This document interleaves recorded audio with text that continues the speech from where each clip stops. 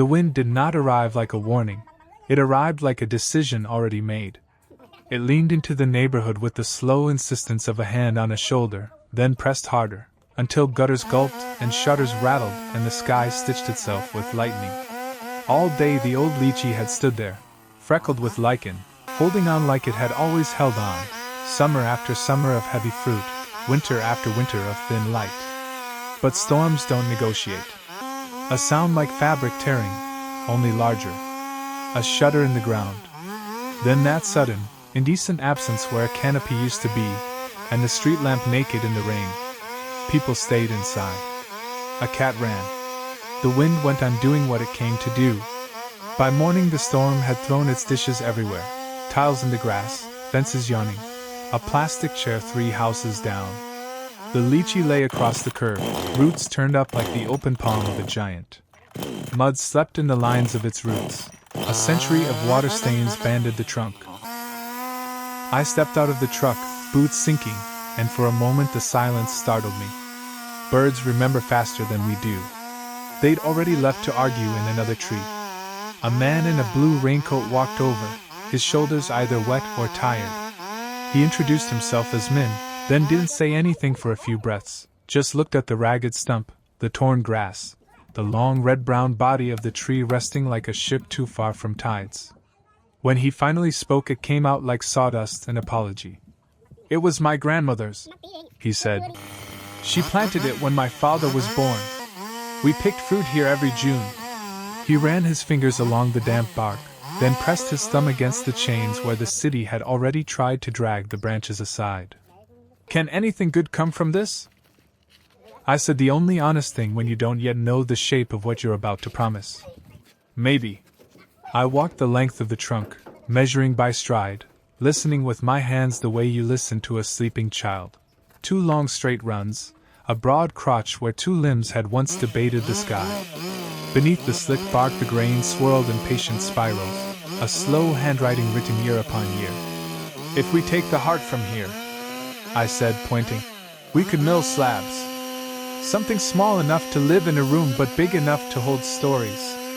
A coffee table, perhaps." Min nodded, but his mouth stayed uncertain. "Not a memorial," he said, looking at the torn yard, the broken fence, and something deeper than both. "Just something that keeps the promise of being here." I set wedges so the trunk wouldn't roll, marked chalk lines where the saw would run, and called for help. The storm had taken the tree in a single night. The rest of this would refuse to be rushed. When we lifted the first branch, 3 neighbors came, then 2 more, then a teenager still damp from sleep. Someone brought thermoses. Someone else brought silence. We cut limbs back to the trunk, and while we worked, the wind died into the kind of air that keeps secrets. The tree didn't complain. It had already done all its shouting. It lay there, steady as a promise, and waited to find out what else it might become.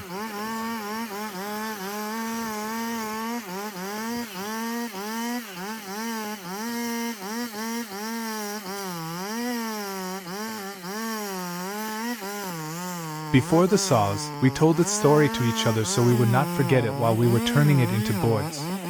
Min said his grandmother planted the Litchi the summer she learned to wait for letters. She dug the hole herself, carried a sapling from the market in a basket, and poured the first bucket of water like a prayer. That first year the tree did nothing except learn the shape of wind.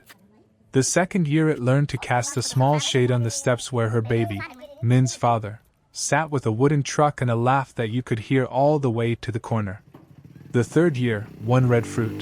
It tasted like a promise too sweet for such a small mouth, and she laughed at herself for expecting more. By the time Min was 5, the canopy was a green umbrella over their summers. The fruit came in clusters, smooth pebbled shells that left their scent on your thumbs. Children stood on overturned buckets to reach low branches. Adults brought stools and stories. Fingers turned sticky and happy. The tree was a calendar that did not hang on any wall. When the monsoon rolled in, fat drops tamped the dust, and the Litchi leaves shook it off like a dog. When electricity went out, they sat under it with candles and told stories that had been told 100 times and were somehow never finished. In winter the tree held the thin light and looked patient. In spring it made promises and kept them. And then the storm, and the indecent absence, and Min standing by the open palm of roots. I touched the stump's rings, counting as if that could make a century sit still. Dry years squeezed tight like worry, generous years wide as a yawn, a dark seam where lightning once whispered but did not take. A coffee table, Min said again, when I said nothing. So we keep sitting where we used to stand. He smiled without his eyes and pointed at the front room through the open door. It had a low couch, a window heeled with tape, a thin carpet that remembered bare feet. It would go there. We brought out the chainsaw mill. I set the rails level and squared the carriage, dropped the bars slowly through the first cut until the saw found its own nerve and steadied. The lychee released a smell wet as tea and slightly sweet, as if the fruit had somehow ripened all the way down into the wood. Pale heartwood laced with pink, bark tight and opinionated. The first slab came off heavier than it looked. It always does.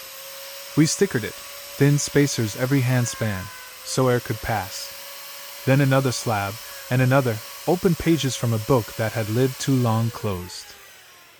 The crotch wood, where 2 leaders had once argued with the sky, showed a storm map of figure, grain whirled like fingerprints, a dark island inside a lighter sea.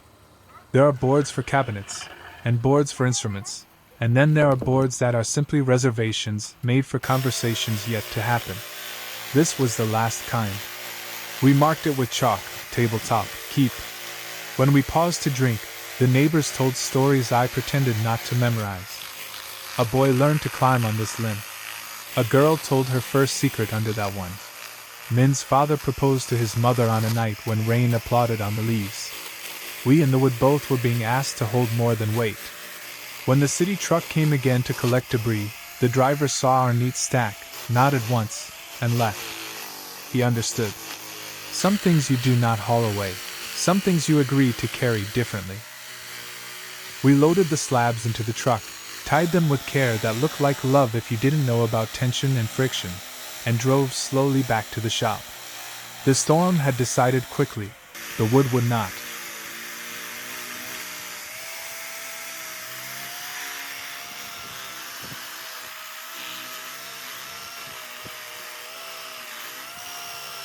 There are 3 tools you cannot buy new: air, time, and the discipline to let both do what they do.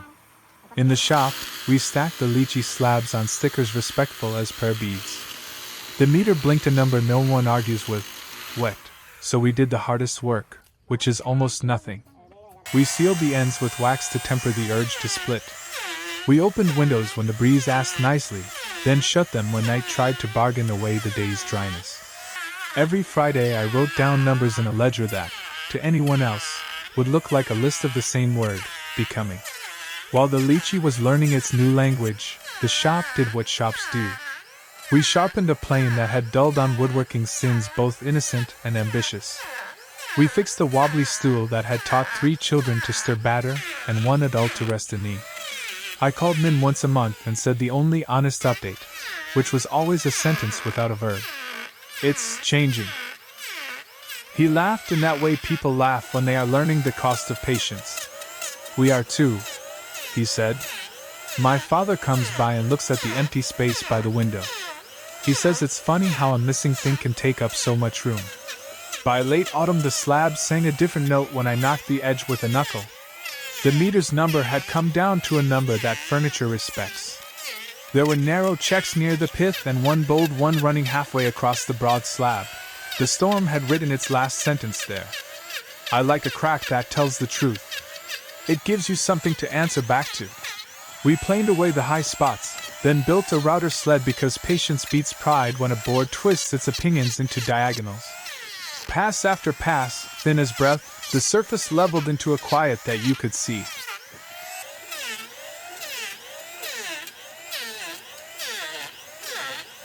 Halfway through, the router coughed, and the bit sparked. I cut power and ran a finger into the groove. Something hard, thin, stubborn, impatient with explanation. Pliers pulled out a nail thin as a memory, black as regret. Someone had posted something once: yard sale, missing dog, school play, and the tree had swallowed the little announcement whole. The metal left a dark streak through the pale, a river of night through a morning sky. I could chase it with bleach and sand, bully it into almost gone. Or I could leave it. I left it. Lighting can be too literal. The streak would be a sentence that kept its meaning, a piece of the tree's unedited life running under someone's coffee mug. We shaped 2 bow tie keys from an offcut with the grain mirrored like folded hands. I cut the pockets with a trim router, shaved to the knife line with a chisel until the fit sounded like a kiss when pressed home. Glue thin, clamps just enough, patience while chemistry remembered its manners. After an hour we wiped away squeeze out and ran a fingertip over the bow ties as if they were stitches, then tried not to be sentimental about it. They were not an apology for the crack. They were a declaration: this is where it hurt, and this is where we chose to stay. At night the shop was silent in the human registers and rowdy in the small ones. Wood remembers. It shifts in the dark, breathes, settles again. I came in one morning to find a thin cup in the top, the kind that makes a level roll a little before it changes its mind. We addressed it with the calm that keeps mistakes from turning into stories you don't want to tell. Another pass with the sled. Another hour of dust that remembered the smell of fruit. The board learned to be still. We learned, again, not to hope for it, to work for it.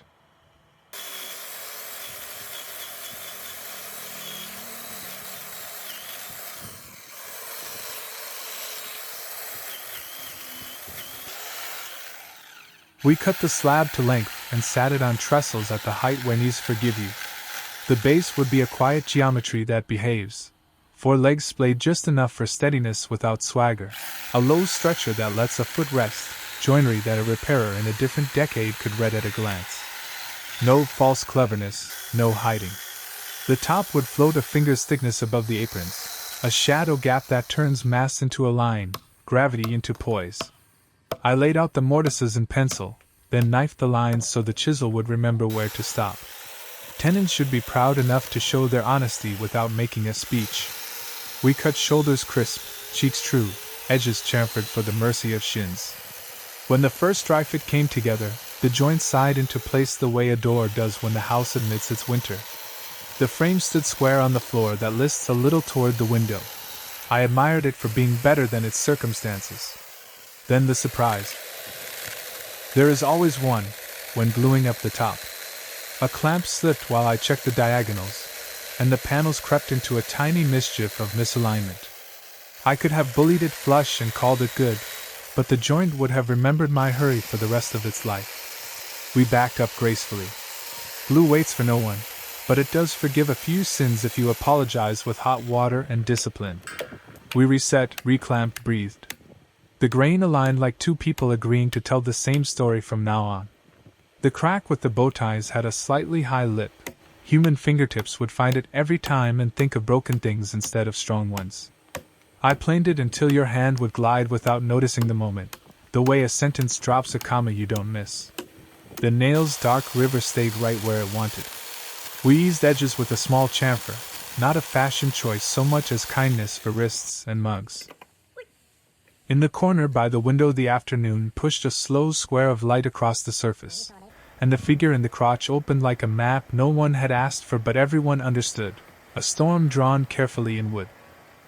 We drilled and pegged the joints with dowels we turned from the same Litchi, so when the table aged it would do so with one voice. The legs received their small arches where feet meet floor, enough to lift the mass and let a broom pass with gratitude. I put the base and top together on the bench and stood back. Sometimes furniture pleads, sometimes it accepts. This accepted. It looked like it had always known how to be in a room. Min stopped by then, carrying 2 paper cups that steamed in the cold. He put them on the bare top without flinching. "I wanted to see it before it was beautiful," he said, and then shook his head at his own sentence. "No, that's not what I mean. I wanted to see it before you talked me into thinking it was always meant to be this." He ran a finger along the bow tie. "This is where it hurt," he murmured, and smiled with all of his face this time. "This is where we stayed."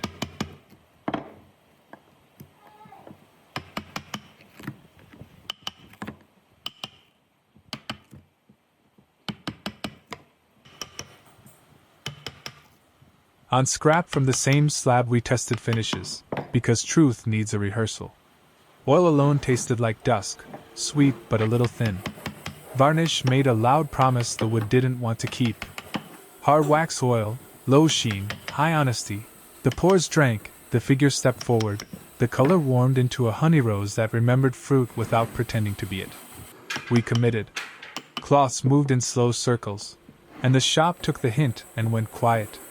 When finishing begins, everyone knows to lower their voice.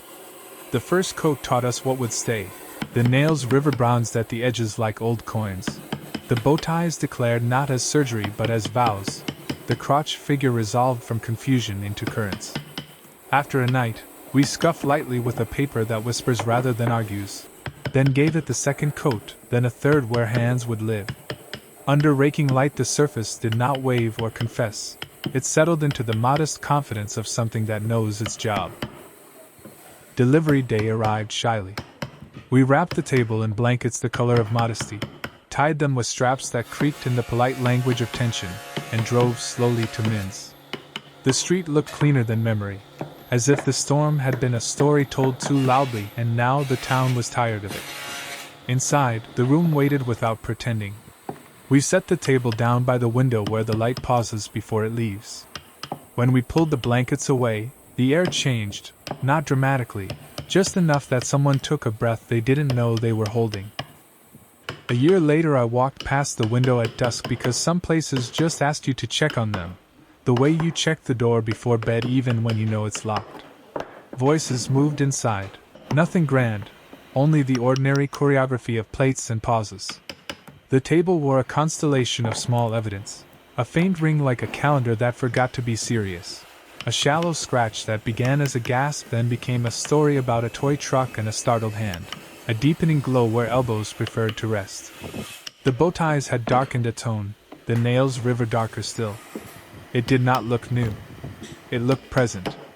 Later Min told me his father sometimes sits at the table in the mornings with tea and scrapes a thumb along the shadow line where the top floats above the apron, as if reading Braille for a poem he already knows. He said sometimes his father falls asleep there in the afternoon light and wakes gentle. He said the child with the toy truck now parks it carefully at the same corner and whispers, "Good night," to the wood. He said in June they still eat fruit in the sticky way and the table is patient with them. When storms come now, the family lights 2 candles instead of 1 and sets them on small saucers because memory doesn't have to be impractical. The wind leans in, the rain signs its old name on the window, and the table does what it promised. It carries the weight you can measure and the weight you can't. On the underside the note waits for a future pair of hands. Upstairs, a photo from a summer long before shows a grandmother holding a basket and smiling into a sun we can no longer step under. The table is not a monument to her. It is a continuation of her sentence.